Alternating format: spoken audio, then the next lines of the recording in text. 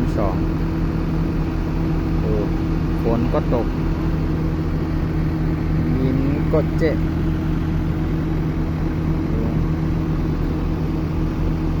เทผนังสำเร็จฝั่งนี้ที่เทสิ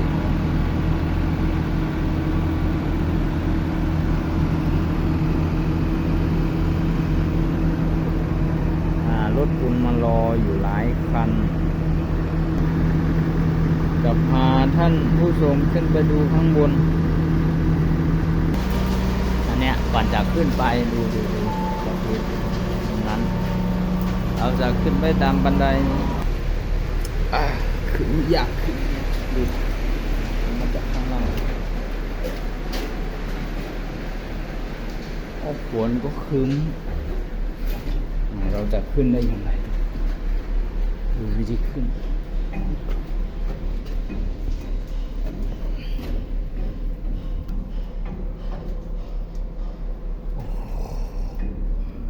ขึ้นยากซะด้วยดูทางดังเนี่ยเทคนเดียวดูโอ้เก่งมากฮะถ่ายวิดีโอ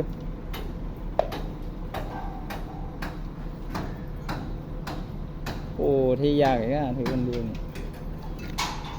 เดี๋ยวช่วยจับให้เอาโอเค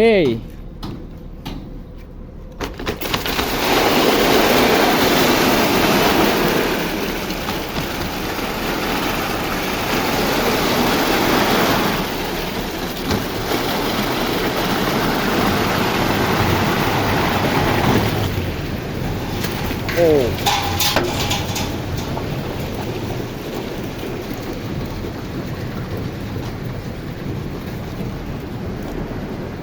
โอ้มันไหลอ่ะมุนเนาะเดี๋ยวก็ได้เดี๋ยวที่นี่ไว้หน่วยไหลก็ลูกฝนก็มาสุดยอด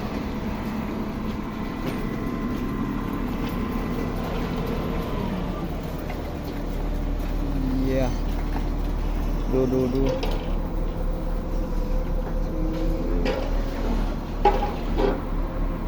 คนขับเคนก็ไม่ธรรมดา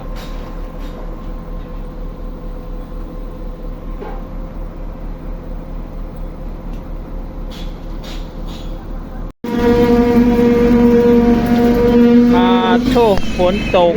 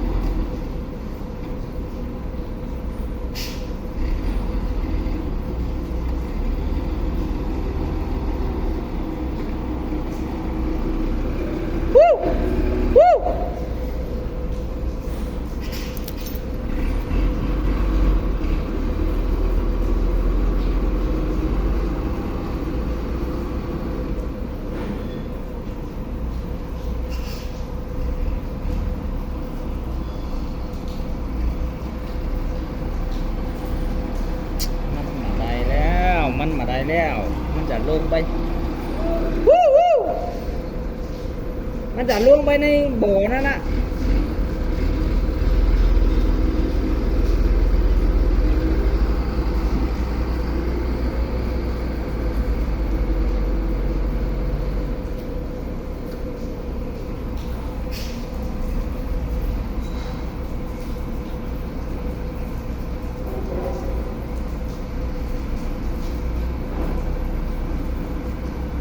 โ